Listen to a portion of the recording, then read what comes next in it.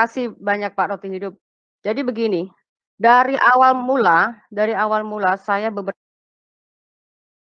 kali mempertanyakan tentang hukum yang disempurnakan oleh Muhammad, itu tidak pernah ada jawaban.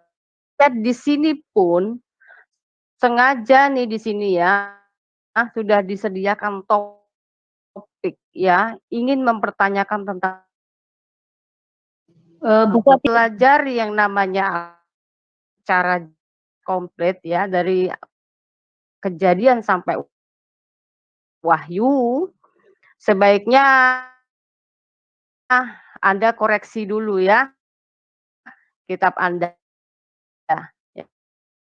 ya. Jadi saya beritahu kepada Anda, dasar Alkitab itu mempunyai hukum kasih, Pak.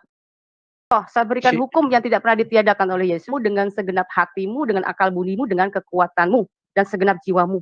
Dan hukum yang kedua adalah kasihilah sesama tentang penguraian tentang kasih kepada Tuhan Allah dulu ya. Ya, jangan Anda mengira Kristen ini ya hanya ya, tetapi ketika Tuhan berfirman dan menjelaskan semua dari Kejadian sampai Wahyu, akan berikan penjelasan contoh salah satunya.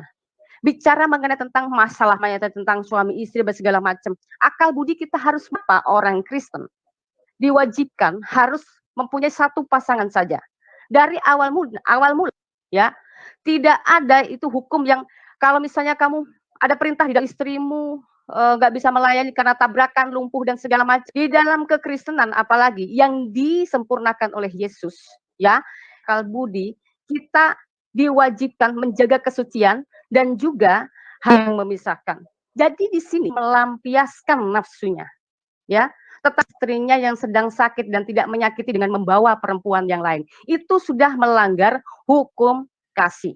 Ya, bicara mengenai tentang bagaimana Tuhan tuh mewajibkan kita harus setia. Kita melihat di Maleakhi 2 ayat 14 sampai 16 ya. Saya bacakan yang punya akal budi ya.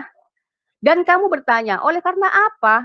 Oleh sebab Tuhan telah menjadi saksi antara engkau dan istri masa mudamu, yang kepadanya engkau telah tidak setia, padahal dialah teman sekutumu dan istri seperjanjianmu. Dan yang ke-15, bukankah Allah yang Esa menjadikan mereka daging dan roh? Dan apakah yang dikehendaki kesatuan itu? Keturunan ilahi. Jadi jagalah dirimu dan janganlah orang tidak setia terhadap istri dari masa mudanya. Sebab aku membenci perceraian. Firman Tuhan Allah Israel. Juga orang yang menutupi pakaiannya dengan kekerasan. Firman Tuhan semesta alam. Maka jagalah dirimu dan yang bagian terakhir, janganlah berkhianat. Nah artinya orang Kristen dituntun harus setia dalam suka maupun duka dari masa mudanya ya, dan jangan pernah berkhianat. Jangan sampai habis mandi sepah dibuang. Dulu waktu cantik mau, ya. Giliran udah sakit, lumpuh, nggak bisa melayani, dia harus bagaimana caranya untuk melampiaskan nafsunya. Tidak, ya di dalam kekristenan tidak diajarkan seperti itu. Bahkan kita tidak Tuhan Yesus tidak mengarahkan orang untuk kita berfokus pada kedagingan, tetapi menyalibkan kedagingan, ya. Bukan kita yang dikuasai kedagingan, tetapi kita yang harus kedagingan kita harus kita kuasai. Seperti itu, ya. Jadi bukan kedagingan yang menguasai kita, sebaliknya. Kita harus menguasai kedagingan. Nah, sebenarnya juga yang Anda utarakan ya, itu tidak ada bicara tentang hukum perang segala macam. Saya cari-cari ini dalam perjanjian lama, gak ada namanya hukum-hukum perang, Pak, ya. Yang jelas, ya Tuhan kita ini jelas, gak pelin-pelan. Kalau dibilang jangan berzina, ya jangan berzina. Kata Yesus, kamu hanya mengingini saja dalam hati itu sudah berzina, Pak. Ya, apalagi bicara tentang kamu bicarakan tentang penyempurna hukum perkawinan dan segala macam. Orang kalau sudah mengingini wanita lain atau pasangan lain itu sudah berzina. Apalagi boro-boro bicara tentang poligami. Salah satu juga ada itu salah satu melanggar hukum kasih itu tadi. Lalu bicara mengenai tentang jangan membunuh, ya nggak boleh, mau membunuh, mau apapun, mau cara apapun, mau di medan perang pun nggak ada. Kenapa? Kristen tidak pernah diajarkan untuk perang. Ya, Anda tadi mengatakan kalau misalnya kita tiba-tiba dipotong, diam aja, mau bagaimana kita? Ya kan? Kita tidak boleh membunuh, Pak, ya. Itu konsekuensinya Tuhan itu sudah jelas. Yang membunuh ya berarti dia sudah melanggar dari hukum Tuhan itu tadi, ya. Berzina, membunuh, mencuri, ya enggak, sekali tidak, gitu. Itu tegas di dalam Alkitab, ya. Nah, yang saya pertanyakan ini yang pernah dijawab, hukum yang tertulis ini loh, Pak, ya kepengen saya beri jawaban dari pihak muslim. Contoh dari ke-10 perintah Tuhan, ya. Ini nih sebenarnya yang digenapi Muhammad ini yang mana? Nah, saya kepengen Pak Dani di sini memberikan data, ya. Misalkan begini, salah satu ke-10 firman, jangan ada Allah lain. Anda memberikan dalil. Nah, kita bisa ketemu tuh, Allah yang kamu sembah sama apa tidak dengan Tuhannya Musa, kan gitu. Ya kan? Lalu kedua lagi, kita semuanya pakai dalil, Pak. Ya, kalau Anda di sini bicara cuman hanya omong-omong kosong, nggak pakai dalil, itu nggak ada gunanya buat kami, ya. Berarti asumsi saja berarti. Coba mungkin Pak Dani bisa memberikan penjelasan tentang ke-10 hukum firman, ya, dan perintah Tuhan yang disempurnakan oleh Muhammad ini yang mana? Gitu. Silakan Pak Dani. Dani. Oke, terima kasih. Ya, terima kasih. Pertama yang Anda katakan tidak ada dalil. Di dalam hukum Taurat yang saya baca 10 hukum Taurat itu kan pertama kali adalah jangan menyembah Tuhan yang lain. Di dalam Al-Quran jangan juga ada mengatakan, Allah lain. Ya, jangan ada Allah lain. Dalam Al-Quran mengatakan, Qul huwallahu ahad. Allah itu satu. Oke? Kemudian di situ saya juga ada baca, cuman walaupun tidak hafal, mungkin juga. Satu dulu Pak ya. Bisa. Hukum yang satu dulu ya. Nanti kita nanti bantah lagi satu-satu. Misalnya hukum 1 Bapak pakai dalil dan saya akan membantah dengan dalil juga gitu ya Pak ya. Ya, silakan. Nah, jadi satu kalau tadi Anda mengatakan Qul huwallahu ahad, Allah itu satu. Itu dasar hadisnya, apa ayat Al-Qur'annya. Ya, udah Pak? Iya. Oh sudah, oke. Saya akan bantah nih di sini ya. Jadi hukum yang pertama itu jangan ada Allah lain ya. Salah satu yang diperintahkan Tuhan. Tetapi di sini Pak, justru Muhammad mengajak pengikutnya ini untuk menyembah ilah lain Pak. Ya, saya katakan menyembah Allah lain, dia menyembah Allah SWT, ilah khayalannya yang diadopsi dari berhala negeri Mekah Pak. Buktinya dari mana Pak? Quran surat 106 di ayat 3. Maka hendaklah mereka menyembah Tuhan pemilik rumah ini. Dan pertanyaan, ini kan hukum Taurat dari kitabnya orang Yahudi ya Pak ya. Jadi kok kenapa orang Yahudi tidak menyembah Ka'bah Pak, tidak mengikuti naik haji Pak? Berarti Tuhannya beda nih Pak, yang disembah Islam. Oke, saya jawab. Oke, untuk Alkitabnya saya buat perbandingan dulu ya, sebentar. Ya. Oke, kalau Anda menggunakan perjanjian lama, Keluaran enggak, Keluaran 20 ayat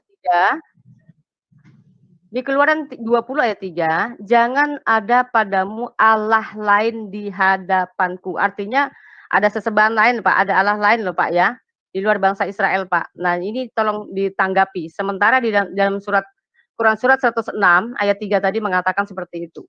Ini yang justru tidak pernah dilakukan oleh orang-orang Yahudi Pak. Gimana Pak?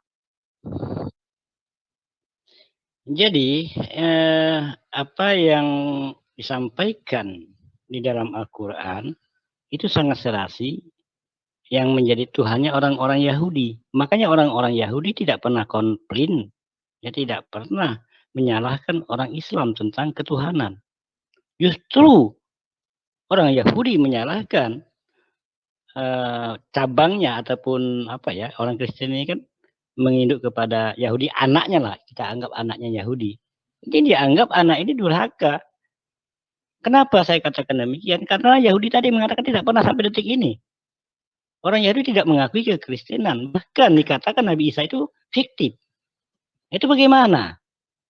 Nah, makanya di saat kita berdialog dengan orang Yahudi, coba Anda tanyakan aja orang Yahudi, bagaimana tanggapan Anda dengan Tuhannya orang Islam? dia pasti menyatakan esensialnya sama. Itu udah beberapa Oke. Yahudi yang saya tanyakan, baik yang di Indonesia maupun yang di Israel, karena ada teman saya juga di Israel. Makanya Gitu. sebentar dulu ya. Sebentar. Di Israel, makanya orang Islam ya, kalau pas waktu sholat, di saat dia tempat ibadah dia tuh sinagog, orang Islam beribadah di situ, dia tidak melarang. Tapi jangan coba-coba orang yang di luar Islam, apalagi orang Kristen, dia pasti marah itu. Itu bedanya. Itu membuktikan ternyata teman saya ini kan pernah di sana, dan bahkan youtubernya juga ada di sana itu. Jadi dia di sana, waktu dia mau sholat di dalam perjalanan, tidak ada masjid di sana, dia Waktunya pergi ke dipersingkat dong, sinagog. Pak. Jangan lama-lama. Ya, itu aja sebenarnya. Jadi membuktikan, Anda kan ingin membuktikan Tuhan yang disembah oleh Israel dengan Islam. Ternyata nggak Ya. berbeda esensialnya, hanya namanya berbeda. Oke, itu aja. Pak, Makasih. kata siapa Yahudi tidak protes? Bapak baca hadis Bapak enggak? Hadis Bapak tuh mengatakan Muhammad itu sampai dikatakan dia orang gila, tukang berhayal, begitu loh, Pak. Gimana dong? Kata siapa nggak protes? Nah, itu yang pertama. Dan yang kedua, ini sudah jelas ya, di Quran surat 106 ayat 3 ini sudah menjelaskan bahwa maka hendaklah mereka menyembah Tuhan pemilik rumah ini, dalam kurungnya Ka'bah. Nah, pertanyaan saya, Yahudi mana yang mau naik haji ke Mekah, mengelilingi Ka'bah dan sujud menghadap ke Ka'bah? Nggak ada kan? Itu artinya sudah memberikan penjelasan secara detail ya, bahwa ternyata Quran sendiri membuktikan Muhammad bukanlah penyempurna hukum Taurat, tetapi justru melanggar. Karena apa? Dia menyembah Allah lain, seperti halnya di Keluaran 20 ayat 3 tadi. Jangan ada padamu Allah lain di hadapanku. Begitu, Pak. Oke. Ya, ini berarti sudah gagal nih yang pertama. Tidak, Anda salah. Coba renungkan saja. Jadi, antara Yahudi dengan Islam yang berbeda itu syariat, bukan Tuhan. Itu jelas Anda tanyakan kepada orang seluruh di Jazirah Israel. Tanyakan dari Israel Selatan, di utara. Silakan tanyakan. Hanya dia katakan Islam dengan Pertanyakan apa, Pak? Ini Yahudi Quran surat syariat. Anda loh yang membuktikan Quran. Tuhan, ini fakta. Kita bicara fakta dulu. Fakta mengatakan Islam Tuhannya sama, yang berbeda syariatnya, hukumnya. Hukumnya Islam dengan hukum mereka berbeda. Udah pasti berbeda itu. Katanya Muhammad penyempurna Tuhannya Taurat sama. dan Injil. Penyempurna. Tadi bicara Tuhan. Makanya saya pertanyakan. Tadi Anda bicara ini Tuhan. Berkaitan. Ini kok bicara dengan hukum. Ini berkaitan, Pak. Ini berkaitan dengan hukum. Satu-satu. Makanya. Anda kan berkatakan satu-satu. Gimana ini? Aduh. Iya, tapi Anda membela diri kemana-mana ini, bahaya, ya kan? Gak mengarah, ini baru satu poin loh, Pak. Baru satu poin loh saya utarakan. Ayat yang lain loh. Iya, saya kan bicara Tuhan. Ya, baru 10 semua yang saya sampaikan. Saya katakan Tuhan Yahudi sampai detik ini Tuhannya satu. Sebentar Pak Dhani, ya, kan? sebentar Pak Dhani, tadi saya menanggapi sedikit yang Sis Fatima tanya itu, yaitu tentang dalil, Pak. Mungkin yang dimaksud Sis Fatima itu Pak Dhani untuk menunjukkan dalil. Ya, kul huwallahu ahad itu udah dalil. Kul huwallahu ahad, katakanlah Tuhan itu satu. Pertamanya apa? Di dalam ajaran Yahudi, Allah itu Esa. Allah itu bahasa dia, saya nggak paham ya bahasa mereka. Tapi menunjukkan ahad katanya. Itu aja. Itu ada persamaannya sudah. Gimana lagi itu konsekuensi mengklaim salah satu. Nggak bisa, Pak. Ini salah, Pak. Ini gini loh. Sudah disebutkan ya bahwa di Quran surat Anda ini menyembah Tuhan pemilik rumah Ka'bah. Jadi sejak kapan orang Yahudi naik haji dan menyembah sujud menghadap Ka'bah? Artinya orang yang punya kitab Yahudi saja tidak menyembah Tuhan Anda. Berarti beda Tuhan Makanya Pak, jangan mengklaim memaksakan untuk Tuhannya sama. Ternyata seperti apa Tuhannya dengan kitab yang disempurnakan kata Muhammad ini. Tadi udah saya jawab. Tadi kan udah saya jawab. Ya, sekarang sudah. Halo, sudah jelas? Sudah sekarang. Halo, sudah jelas? Nah, Kak, makanya justru itu jawaban Anda saya bantah dari Keluaran 20 ayat 3, Pak. Jangan ada padamu Allah lain di hadapanku. Oke, mungkin kayaknya kurang ini ya. Saya kasih dalil lagi nih ya supaya Bapak nih bisa ini. Biarkan kita nggak usah memaksakan kehendak, biarkan pemirsa yang ataupun netizen yang menilai. Jangan kita memaksakan. Tadi sudah saya katakan, saya jawab. Di dalam Islam, Qul huwallahu ahad. Di dalam orang Bani Israil mengatakan Allah itu ahad, satu. Oke, dan saya katakan Tuhannya sama, syariat hukumnya yang berbeda. Itu seluruh orang Israel mengatakan, yakin. Ya Pak ya, saya kasih tahu nih Pak. Di Ulangan 6 ayat 14. Dengar dulu, jangan dipotong. Para rabi-rabi itu tidak pernah membedakan antara Tuhannya orang Islam dengan Tuhannya mereka. Sampai detik ini, kalau Anda ingin tahu. Kata siapa Pak? Tapi orang Islam mengkafir-kafirkan Yahudi, bagaimana sih Pak? Masa Tuhannya sama kok kafir-kafir lain. Loh, dengar dulu, orang Syiah juga Islamnya sama kok. Tuhannya sama, Syiah itu. Tapi kami mengatakan orang Syiah itu kafir. Gak pakai dalil lah. Gak pakai dalil lah. Iya, Syiah itu. Buktinya Yahudi kok kafir-kafirkan. Orang Yahudi dan Nasrani nanti ya akan menebus dosa umat Muslim. Karena apa? Kafir. Nah, sementara kalau memang sesembahnya sama, kenapa kau kafir-kafirkan? Kan gitu. Ini saya kasih tahu, Pak. Dalil Syiah juga sama. Dengar dulu. Syiah juga sama. Dia Tuhannya satu. Islam, Pak. Iya. Bukan saya Islam, tahu dia keluar dari Islam. Kita membicarakan orang Yahudi dengan Islam, Pak. Bukan sesama Islam. Sebentar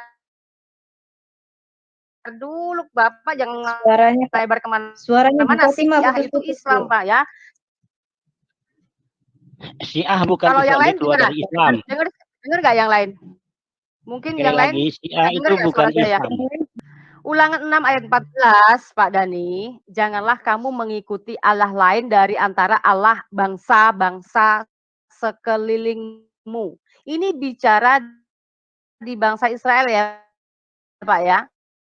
Tuhan bicara di hadapan Musa, ya. Tuhan itu mengatakan kita tuh nggak boleh ngikutin Allah lain dari antara Allah bangsa-bangsa sekelilingnya. Ternyata di dalam Quran surat 106 ayat mereka menyembah Tuhan pemilik rumah ini yaitu Ka'bah. Ka'bah maka Israel apa di luar Israel, Pak? Coba logikanya, Pak. Harus mikir. Itu ternyata sesembahan yang Muslim sembah itu beda dengan yang disembah Musa.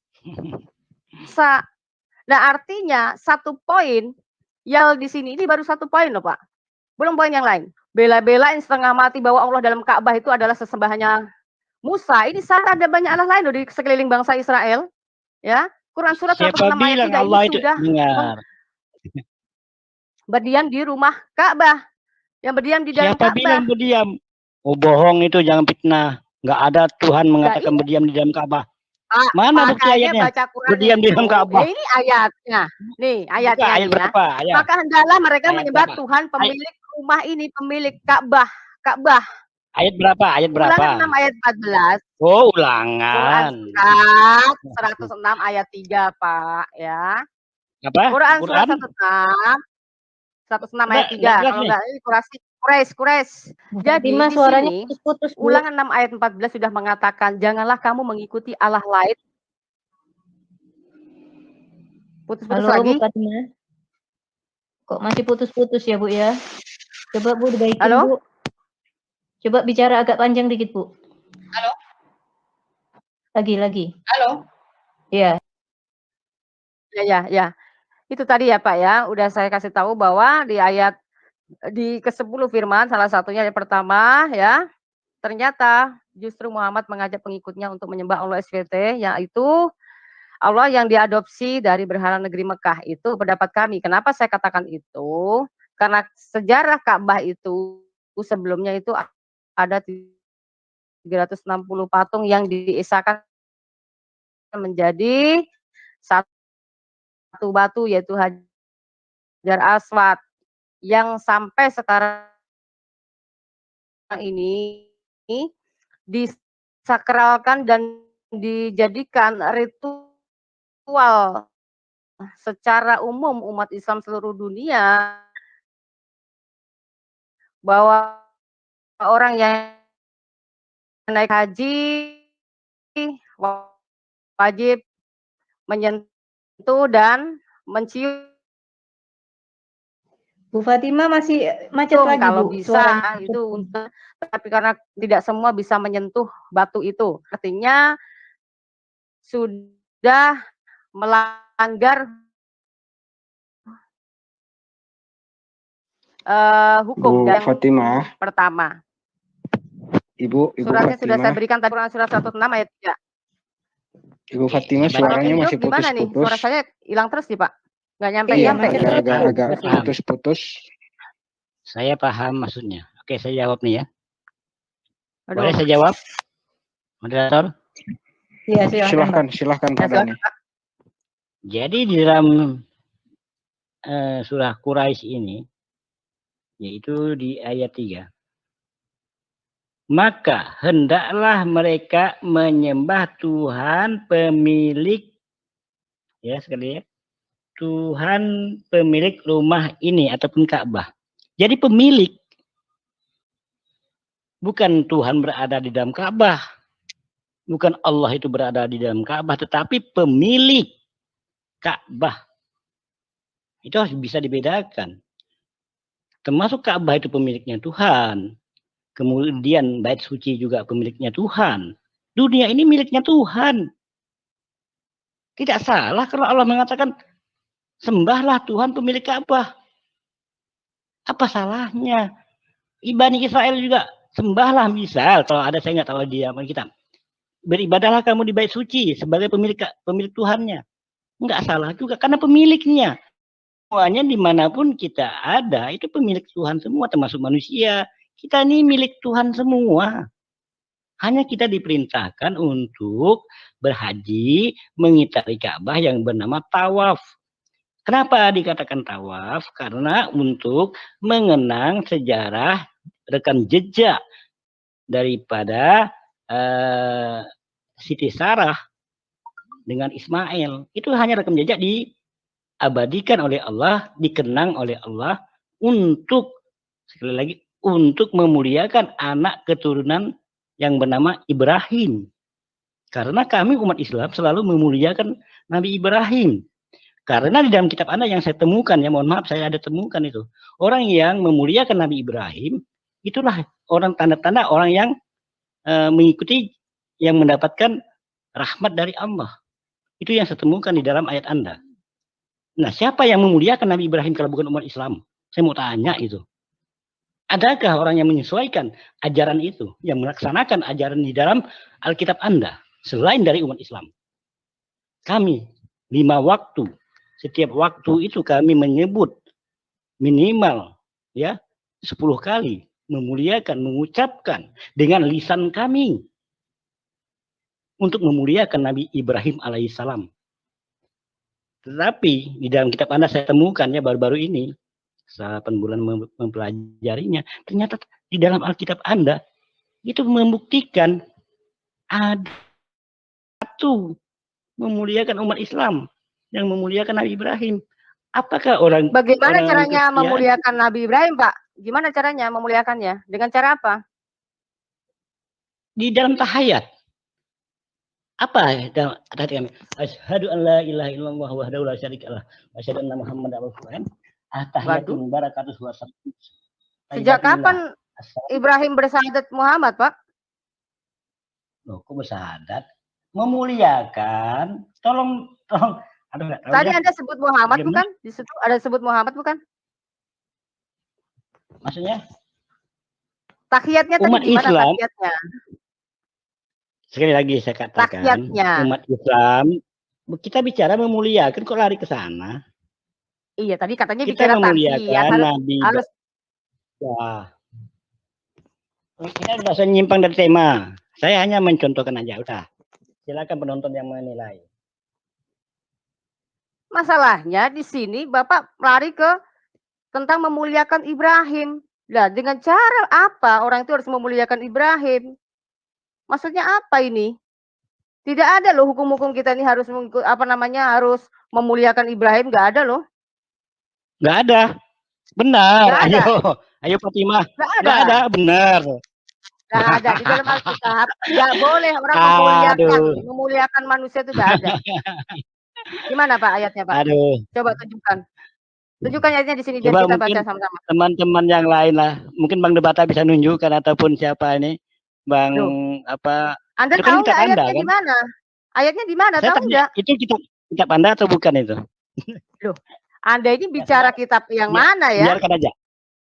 Nah, biarkan aja pemirsa yang begitu. Mana ada perintah Tuhan untuk memuliakan Ibrahim? Gak ada. Makanya saya tanya, kalau ngomong harus pakai dasar ayat, Pak. Kalau nggak pakai dasar ayat, itu asumsi Anda. Gini Pak Dhani, maaf Pak Dhani saya potong. Yang ditanyakan oleh Ibu Fatima tadi, di mana ayatnya yang di Alkitab memerintahkan, Tuhan memerintahkan untuk memuliakan Ibrahim itu. Nah itu mungkin kalau Pak Dhani temukan di dalam Alkitab, itu yang ditanya Ibu Fatima tadi, untuk menunjukkan di kitab mana gitu Pak Dhani. Karena kalau untuk saya sendiri Pak Dhani, untuk saya sendiri dari kitab Kejadian sampai di Wahyu itu, saya nggak pernah menemukan di situ entah itu Tuhannya Allah itu sendiri atau sampai di zaman Yesus pun, dan para nabi pun tidak mengatakan hal seperti yang Pak Dhani sampaikan. Boleh saya, karena kan di dalam HP, boleh saya keluar sebentar supaya saya tampilkan bagaimana cara nampilkan. Ya makanya sebutkan aja ayatnya, nanti akan ditampilkan sama moderator. Sebutkan saja kitabnya di kitab mana, nanti saya mencoba untuk menampilkan Pak Dhani. Karena kan di surat itu kan ada di HP saya. Makanya kalau di Zoom saya kan udah bilang dengan Pak Roti Hidup. Kalau kitabnya beda, Pak. Di Zoom, enggak, maksudnya untuk menampilkannya saya kan tidak hafal. Saya kan manusia, bukan robot, bukan komputer. Oke, gini Pak, nggak usah keluar. Tapi nggak usah keluar, nanti malah lama. Sudah tahu. Nggak ada Pak, kita umat Kristen itu sudah katam berapa kali Pak baca Alkitab. Kalau Anda mengatakan tidak. Jadi gini, saya kasih tahu Bapak. Kalau Ibu saja bilang tidak ada, nggak masalah. Oke, Pak Dhani. Berarti kalau Bapak menganggap Allah Anda menyuruh memuliakan Ibrahim, itu artinya udah ini salah satu lagi bahwa Allah yang disembah oleh Muslim dan Musa itu beda. Ya, sudah beda jauh. Ya, itu sudah gagal Anda untuk membuktikan bahwa Muhammad ini penyempurna hukum Taurat dan sebagainya, itu sudah gagal total ya. Karena tadi aja ya mengatakan bahwa Ka'bah kalau samakan dengan bait Allah. Orang Kristen maupun orang Yahudi, dia hanya memakai tempat atau bangunan itu suatu sarana untuk berkumpul bersama, memuji, memuliakan Tuhan. Ya, tidak diwajibkan harus ke Ka'bah, Pak. Ka'bah beda dengan bait Allah ya. Jangan diklaim sama. Ya, ini salah kaprah. Orang kenyataannya, orang Yahudi yang kenal nama Tuhan yang sebenarnya saja ya, nggak pernah tuh ke Mekah, apalagi sholat harus menghadap ke Ka'bah. Sementara dalam Islam, itu kan rukun Islam, Pak. Ya kan gitu. Jadi nggak bisa Bapak mau paksa untuk menyamakan bahwa Tuhannya Musa yang menulis ke-10 hukum firman ini adalah sama yang disembah oleh Muhammad. Ini gagal, ya. Dan yang kedua, jangan menyembah berhala. Ya. Ini larangan yang sudah jelas, tapi Muhammad justru mengajak pengikutnya untuk sujud menyembah berhala dan beribadah kepada batu hitam yang bernama Hajar Aswad. Mohon maaf ini, saya bicara sedikit kasar. Oh, Ya, nggak kenapa? ada. Kita tidak ada menyembah batu hitam, nggak Mau ada itu. bilang nggak Ya. ada, tapi semua diarahkan, ya, semua diarahkan, diwajibkan sujud, ruku, menghadap ke situ, Pak. Ini dikonfirmasikan Menghadap dari Quran surat Ka'bah. 106 Sekali ayat lagi. 3 tadi, Pak. Menghadap Ka'bah bukan batu hitam. Sebentar. Ya, menghadap Jangan Anda Ka'bah isinya plesetkan. apa, Menyembah Pak? apa Isinya menghadap apa? Ka'bah. Kalau kalau Anda ambil batu hitam nggak ada masalah. Kami tetap mengarah Ka'bah. Itu aja simpelnya. Curi Ka'bah aja itu isinya apa, Pak? batu hitam itu. Ka'bah Nggak ada isinya apa-apa buat apa bangunan. kalian mencuri? Nggak boleh, itu berhala, Bangunan. Pak. Berhala itu, Pak, nggak boleh. Ya, Itu pernah itu hilang, Bu. nggak boleh. Pernah hilang itu. Itu sudah berhala namanya. Apalagi disujuti, disembah dari umat manusia, dari penjuru manapun harus mengarah ke situ. Artinya secara tidak langsung, ya, kalian sudah diajak Muhammad untuk menyembah berhala. Begitu. Ini tanpa disadari orang muslim saja, ya. So ingin apa namanya, ingin menyempurnakan, justru malah amburadul. Orang Tuhan kita adalah dituntut untuk menyembah roh dan kebenaran, ya. Dia bisa kemana saja di sini. Bukan berarti Tuhan kita banyak atau Jadi miliaran, begini, tidak bisa. Ya. Bang apa namanya, tolong diperhatikan, kita tidak boleh menyimpulkan. Itu hak masing-masing. Kalau Anda sudah menyimpulkan dengan ajaran Islam, aneh ini. Mohon maaf ya Ibu Kan Fatimah. kita membahas tentang penyempurnaan kitab Taurat katanya. Tapi jangan Anda jangan menyimpulkan. Kami ada etika di dalam dialog bukan untuk menyimpulkan. Oke, dari hadis Sahih Muslim, Pak, 1150 dari Abdullah bin Umar radhiyallahu, katanya, sebelum mencium batu Hajar Aswad itu, Muhammad mengucapkan labaik Allahumma labaik, yang berarti ya Allah, atas panggilanmu aku datang kepadamu. Ini kan saya nggak ngebicara omongan mulut saya, Pak, tetapi hadis Muhammad loh ini, Pak. Ya. Dari radhiyallahu loh ini, para sahabat loh. Apa labaik Allahumma labaik? Apa arti maknanya? Ya Allah, atas panggilanmu aku datang kepadamu. Berarti aku memenuhi seruanmu. Wow. Dengar dulu. Dirubah nih. Iya, labaik Allahumma labaik. Innal hamda wan ni'mata laka wal mulk la syarika lak. Begitu pun enggak apa-apa. Enggak apa-apa dirubah kayak gitu. Nah, memenuhi apa tadi? Itu dari dulu. Seruanmu. Labaik seruannya gimana? Labaik. Nah, seruannya ya gimana Allah, kami memenuhi seruanmu ya Allah. Ini perintahnya. Memenuhi perintahnya. Aduh, Pak Dani, coba berbicaranya satu-satu Pak Dani ya. Di saat Ibu Fatimah berbicara, Pak Dani mungkin mute dulu. Begitupun di saat Pak Dani berbicara, Ibu Fatimah mute dulu. Karena sempat saya dengar beberapa kali Pak Dani berbicara, Ibu Fatimah berbicara, akhirnya tidak terarah. Jadi kita yang mendengar juga kacau. Begini Bang Nurti Hidup. Jadi di saat Ibu Fatimah, dia tidak boleh menjelaskan tentang ajaran kami menurut perspektif dia. Sementara dia menerjemahkan sebentar Pak Dani. Itu udah salah. Sebentar Pak Dani. Sebentar Pak Dani. Tadi yang saya sedikit menanggapi dari Ibu Fatimah membahas tentang berhala, ya kan Pak Dani?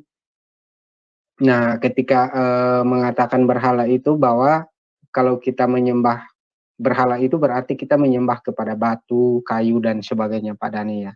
Nah, dari situ ada pertanyaan dari Ibu Fatimah, kalau di menyembah apa Hajar Aswad ya, itu menyembah atau bukan? Poin pertanyaan dari Ibu Fatimah yaitu itu. Mungkin bukan. Pak Dani bisa.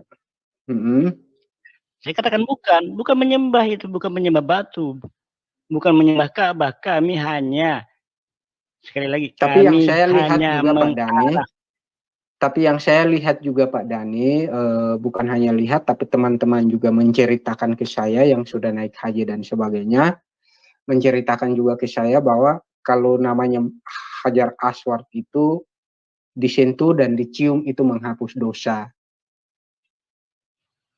Saya Nah, sudah apakah? 2 kali ya, bahkan Nah, dengar dulu, apakah saya 4 kali di sana. Saya enggak pernah menciumnya, hanya ya memegang, melihat di dalamnya.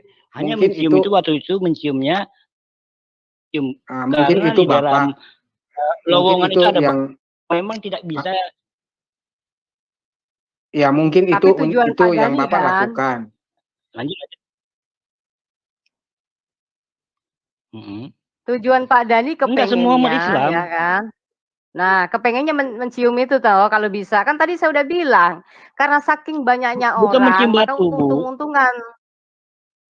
Oh, enggak mencium batu. Sebentar. Jadi hadis Sahih Muslim 1150 ini salah. Dari Abdullah bin Umar radhiyallahu, ini sahabat Muhammad loh. Ya. Oke. Boleh saya jawab Salah, Bu, begitu. Pak Oke, Rofi? sebelum Pak Dhani menjawab, saya menyapa dulu teman-teman kita sudah masuk dari Jadi awal. begini, memang Tuhannya umat Kristiani dengan Islam itu pasti berbeda, nggak mungkin sama, ya. Kemudian juga Tuhannya orang Kristen dengan orang Yahudi juga berbeda. Itu diakui oleh orang Yahudi. Sementara orang Yahudi mengakui Tuhannya Islam dengan Tuhannya mereka itu sama. Hanya penyebutan yang berbeda. Oke, itu diakui oleh orang Yahudi. Kemudian syariat yang berbeda. Itu aja. Yang berbeda itu cuma orang Kristiani aja. Kalau kami dengan Yahudi, Tuhannya sama kok. Dan diakui oleh kedua belah agama ini. Pak Dhani, Terserah tadi yang lain, terserah, silakan Anda tanggapi. Pak Kasih sudah memberitahu sama Anda, kalau Tuhannya sama, masa hukumnya beda, pengajarannya beda, Pak. Sudah saya kasih gembleng dalil aja Bapak masih ngotot, ya. Bagaimana Anda bisa membela iman Anda kalau model seperti ini, ya? Ini kita jadi bicara kalau misalnya, hukum apalagi. Kalau bicara melebar misalkan ini. Ya, Anda hanya mengklaim melebar gimana? Kan saya tadi bicara Tuhan Anda. aja. Katanya Tuhannya sama. Ini saya bantah. Kalau memang saya Tuhannya dengan Anda sama, beda. Tuhan Anda beda dengan saya. Saya katakan sama Tuhan orang Kristen itu berbeda. Apakah tanya aja dengan orang Yahudi. Kan Anda kan bukan orang Yahudi. Coba kita panggil orang Yahudi ini. Bapak, saya berikan penjelasan. Apakah orang Yahudi sujud ruku menghadap Ka'bah, Pak, dan naik haji? Enggak toh. Lah kalau enggak itu artinya pribadi Tuhan yang berbeda. Seperti halnya yang dipertanyakan oleh Pak Kasih tadi. Kalau Tuhannya sama kok ajarannya beda. Begitu loh Pak ya. Jangan ngotot. Saya komen sebentar ya. Ya, silakan, makasih. Jadi baik untuk Yahudi maupun kekristenan kita itu beda dengan Muslim yang dianut oleh Bang Dhani, beda Bang Dhani ya. Bagi orang Yahudi, Allah atau Allah bagi mereka itu gelar juga, bukan nama. Karena bagi kami orang Kristen itu Allah itu banyak Allah-Allah lain, tetapi Allah yang sesungguhnya bagi kami satu-satu yang tidak ada yang lain lagi itu adalah Tuhan Yesus Kristus sebagai juru selamat dan Tuhan kami itu. Nah, jadi itu sudah tegas. Jadi ini yang membuat Bang Dhani agak kira-kira menganggap sama itu karena persamaan nama Allah itu tadi. Padahal Allah bagi kami itu gelar dan Allah bagi kami itu banyak. Setuju teman-teman ya? Ya, setuju. Maklum Pak Kasih, karena gini, Pak Dhani ini nggak paham Alkitab, Pak. Misalnya kita baca nih ya di Keluaran 6 ayat 2. Ya. Di Keluaran 6 ayat 2 itu sudah mengatakan, akulah Tuhan, aku yang sudah menampakkan kepada Abraham, Ishak dan Yakub, tetapi tentang namaku, aku belum menyatakannya. Ini nggak tahu Pak Dhaninya, makanya dia ngotot terus, Pak. Jadi Allah dia sama. Oke lah, Allah yang masih hanya baru gelar gitu loh yang dimaksud Pak Kasih. Karena Allah yang sesungguhnya itu belum menyatakan namanya di dalam perjanjian lama, Pak. Tapi sudah dinyatakan melalui Yesus Kristus. Begitu Pak Dhani. Karena Pak Dhani nggak paham Alkitab, makanya ngotot. Oke, saya ingin bertanya. Oke, saya ingin bertanya Pak Dhani. Apa sih yang janggal menurut Pak Dhani kok bisa satu-satu. ya, apa sih yang janggal bagi Pak Dhani bahwa Pak Dhani sulit untuk menerima cahaya terang yang dibawa oleh Yesus Kristus, bahwa dia adalah kebenaran dan itu ditunjukkan dalam kesucian yang dilakukan semasa dia menjadi manusia gitu. Coba Bapak jawab apa yang paling tidak Bapak terima dengan kebaikan yang dilakukan oleh Yesus itu sendiri. Terima kasih. Oke, dua-duanya bisa saya jawab langsung ini. Pertama, yang disampaikan oleh Ibu Fatimah dan Pak Kasih. Tadi sudah saya, ini hanya jawaban mempertegas saja ya. Kita bukti nyata, kita lepaskan doktrin apapun. Ini kita ambil faktanya ya. Judaism dan Islam itu mengakui bahwasanya Tuhan itu satu dan mengakui juga adanya perbedaan syariat yang saya katakan tadi.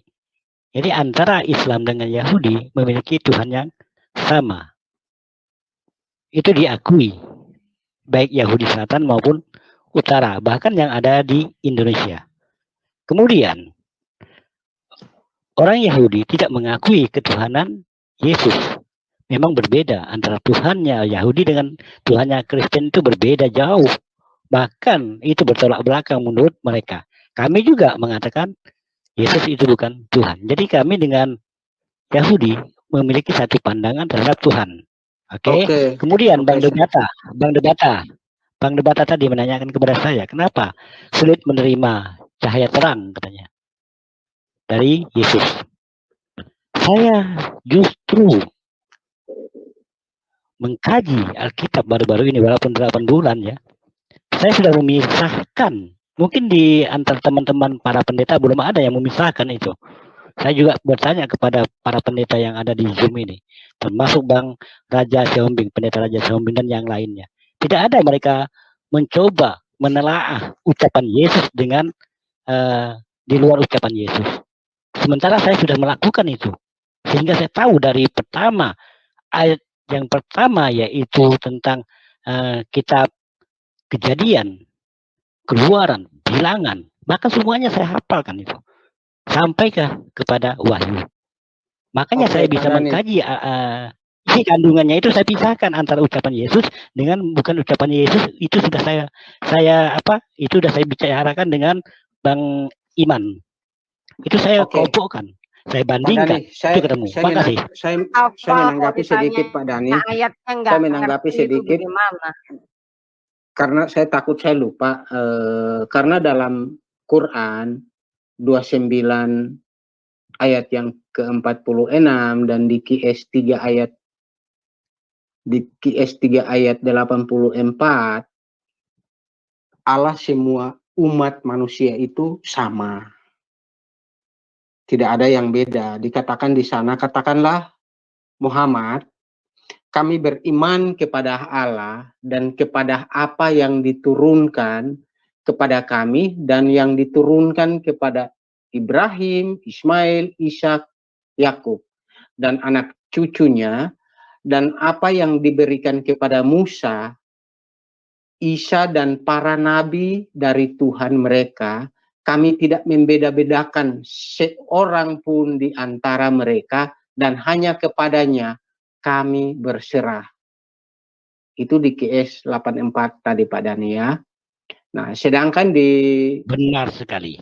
Quran 29 ayat 46 itu dikatakan di sana, janganlah kamu berdebat dengan ahli kitab, melainkan dengan cara yang baik, kecuali dengan orang-orang yang salim di antara mereka, dan katakanlah, kami telah beriman kepada kitab-kitab yang diturunkan kepada kami dan yang diturunkan kepadamu. Tuhan kami dan Tuhan kamu satu, dan hanya kepadanya kami berserah diri. Nah, kalau saya bertanya balik kepada Pak Dhani, siapa yang dimaksud dengan katanya di sini huruf besar, lupa?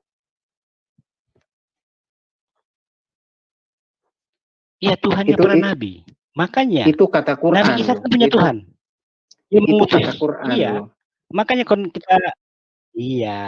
Makanya saya katakan sekarang kita tanya, apakah Yesus itu punya Tuhan atau tidak? Dia punya Bapa atau tidak? Maka dia berdoa kepada Bapaknya yang telah mengutus dirinya. Hmm. Itu jelas di dalam Yohanes 17 ayat 3. Berarti Iya. dia sendiri punya Yesus Tuhan. anak Allah Tapi ya. gini Pak Berarti Dani. Yesus Para anak nabi Allah itu ya. punya Tuhan. Tapi gini Pak Dani, apakah Pak Dani percaya kepada malaikat? Kalau percaya, Pak Dani Percaya. katakan, oke, percaya. Benar Pak Dani. Saya bertanya 2 kali loh Pak Dani. Benar Pak Dani katakan percaya kepada malaikat? Yakin? Percaya, sangat percaya. Oke. Yakin, Nah, seyakin-yakinnya. kenapa Pak Dani tidak mempercayai kata malaikat di Lukas 2 ayat 11? Hari ini telah lahir bagimu Kristus Tuhan di kota Daud. Tadi Pak Dani sudah katakan bahwa Pak Dani percaya malaikat loh. Dan malaikat sendiri mengkonfirmasi itu bukan murid Yesus, itu bukan para rasul, tapi itu kata malaikat, hari ini telah lahir bagimu Kristus Tuhan di kota Daud. Apakah Pak Dani masih menyangkal itu? Silahkan Pak Dani. Terima kasih. Makanya saya membedakan antara ucapan Yesus dengan bukan ucapan Yesus di dalam Alkitab Perjanjian Baru itu.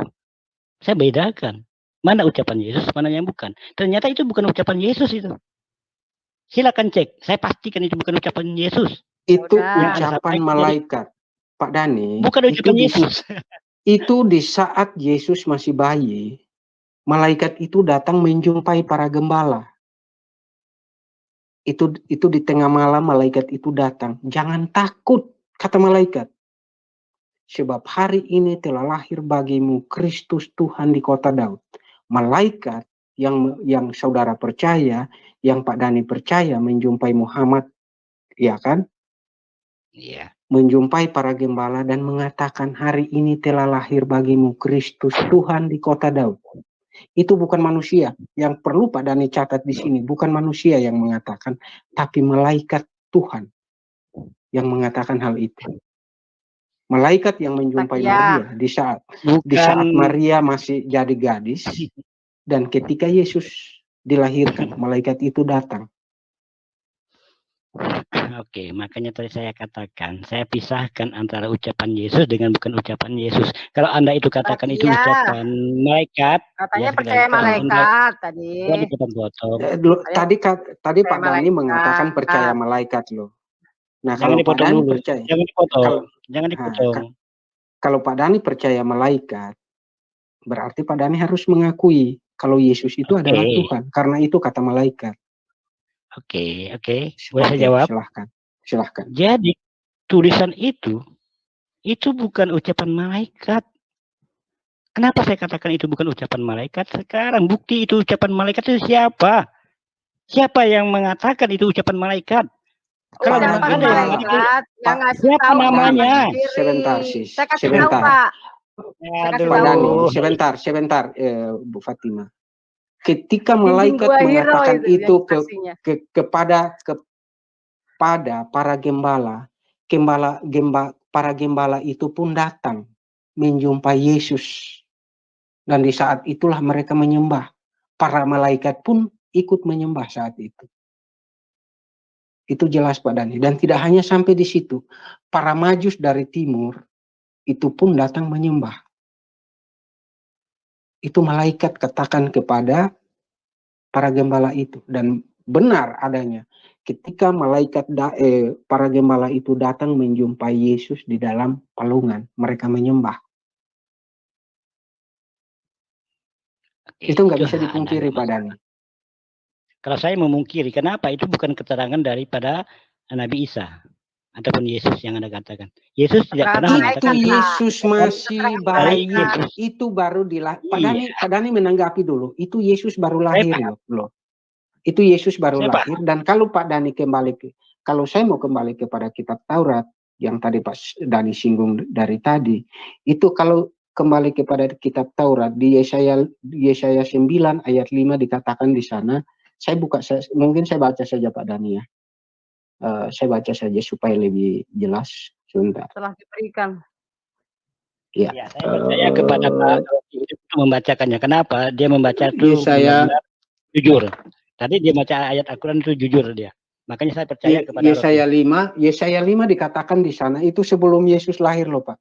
Itu sudah dinubuatkan sebelumnya oleh Nabi Yesaya, sebab seorang anak telah lahir untuk kita, seorang putra telah diberikan untuk kita, lambang pemerintahan ada di atas bahunya, dan namanya disebut Penasihat Ajaib. Pak Dani harus garis bawahi itu. Allah yang perkasa, Pak Dani garis bawahi. Bapa yang kekal, Raja Damai. Nubuat ini sebelum Yesus ada ke dunia. Dan ketika Yesus ada di dunia, malaikat Tuhan kembali mengkonfirmasi ayat ini. Hari ini telah lahir bagimu Kristus Tuhan di kota Daud. Ketika Yesus dewasa, mulai menjalankan pengajarannya, Yesus katakan, akulah jalan, kebenaran, dan hidup. Tidak seorang pun datang kepada Bapa kalau tidak melalui aku. Kembali lagi ke Yohanes 1. Pada mulanya adalah firman. Firman itu bersama-sama dengan manusia. Dan firman itu adalah Allah sendiri. Nah, Allah itu ada. Gini, Bang Rocky, mohon maaf. Tadi kita fokusnya lebar-lebar. Ya, yang Bang Rocky angkat tadi tentang malaikat. Saya tertarik itu sebenarnya. Karena saya juga udah baca. Makanya keterangan dari gembala tersebut tidak dijelaskan siapa yang berkata, siapa namanya, apakah orangnya yang berkata itu jujur atau tidak, kita tidak tahu. Nah, oke, saya menanggapi Pak Dani ya. Ketika kalau malaikat, ketika para gembala itu kalau tidak mempercayai kata malaikat itu, bolehlah kalau mereka tidak percaya. Oke Pak Dani ya. Tapi Pak Dani perlu ketahui bahwa ketika Yesus lahir, itu ada tanda bintang di langit. Dan bintang itulah yang menuntun para majus itu dari timur jalan berpuluh-puluh kilometer datang untuk mencari sosok bayi yang dilahirkan. Karena malaikat yang sama pun mengatakan kepada para majus itu bahwa kalian akan menjumpai seorang anak yang lahirnya di kandang domba dan berada dalam palungan. Dia itu adalah Mesias, Kristus Tuhan. Dan tepat ketika mereka menjumpai, mereka menyembahkan emas, mur, dan kemenyan. Itu ada pun di dalam Quran loh Pak Dani. Iya, makanya saya mau ngomong masalah Al-Quran tadi. Bahkan Al-Quran itu memuliakan juga ya. Sekali lagi memuliakan Yesus ataupun kalau kami menyebutnya. Nah, kenapa Pak Dani sendiri tidak memuliakan? Kenapa kalau Pak Dani katakan seperti itu, kenapa Pak Dani tidak mempercayai Yesus sebagai Tuhan dan Juru Selamat? Tuhan tidak, kalau Nabi kami iya, kami memuliakan para Nabi. Nah, karena Nabi Isa itu kan dari kecil dia bisa ngomong. Pak Dani. Orang ayatnya udah dikasih tahu Kristus Tuhan kok masih nolak aja Pak. Pak Dani, malaikat loh. Kalau manusia, kalau manusia yang mengatakan, mungkin Pak Dani bisa tidak mempercayai kalimat-kalimat itu. Tapi ini malaikat Tuhan loh, yang menjumpai Nabi Muhammad di Gua Hira. Iya. Mengatakan kepada gembala itu, hari ini lahir bagimu Kristus Tuhan di kota Daud. Apakah saudara tidak percaya? Enggak ada. Malaikat itu tidak ada mengatakan demikian. Oke, saya baca saja Pak Dani ya, supaya Pak Dani jangan mengatakan kalau saya namanya? Di Al-Quran maksudnya. Lukas 2 ayat 11. Lukas 2 ayat 11. Itu lalu kata malaikat, sebentar, saya baca dari ayat 10. Lalu kata malaikat itu kepada mereka, jangan takut, sebab sesungguhnya aku memberitakan kepadamu kesukaan besar untuk seluruh bangsa. Hari ini telah lahir bagimu Juru Selamat, yaitu Kristus Tuhan di kota Daud. Pak Dani mau kembali ke teks aslinya pun bunyinya seperti itu Pak Dani. Iya. Pak Dhani mau baca kitab yang berbahasa Arab, teksnya pun sama seperti ini. Iya, oke. Nah, kenapa Pak? Saya tanya balik, kenapa Pak Dhani tidak mempercayai Yesus itu sebagai Tuhan yang sudah dikonfirmasi oleh malaikat itu sendiri? Terima kasih, boleh saya jawab? Karena saya tidak mempercayai tulisan itu. Itu bukan dari malaikat, saya katakan dari tadi. Kenapa saya katakan? Omongannya Muhammad aja yang dipercaya. Padahal saksinya dinding gua batu. Ya kan, Pak Dhani? Udah gini, terakhir closing statement saya ya. Saya akan keluar ya, sudah malam ini banyak yang ngantri, saya kasih kesempatan yang lain. Ngomong, saya cuman kasih pesan nih buat Pak Dhani. Pak Dhani, cukup untuk mengklaim bahwa Tuhan Anda sama dengan orang Yahudi. Saya kasih tahu lagi ya, dalam Quran Anda, berapa taburan itu ayat yang mengatakan mengkafir-kafirkan orang Yahudi dan Nasrani. Oke lah, Anda tidak mempercayai Tuhannya orang Kristen, ya. Saya kasih tahu. Tuhannya orang Yahudi saja Anda kutuk-kutuk menjadi seperti monyet, ya kan? Nah, itu. Jadi intinya kalau memang Tuhannya sama, nggak mungkin bertentangan, ya. Sudah, itu nggak bisa dibantah lagi ya Pak ya. Jadi artinya sesembahan Anda bukanlah Tuhannya yang ada di dalam kitab Taurat. Itu sudah jelas, ini salah satu kemutlakan bahwa Nabi Anda sudah melanggar hukum yang dimana sudah saya jelaskan tadi dan membuktikan sekaligus bahwa Tuhan Anda bukanlah Tuhan yang disembah Musa. Oke, begitu saja dan silakan untuk dilanjut lagi teman-teman. Saya keluar dulu ya karena sudah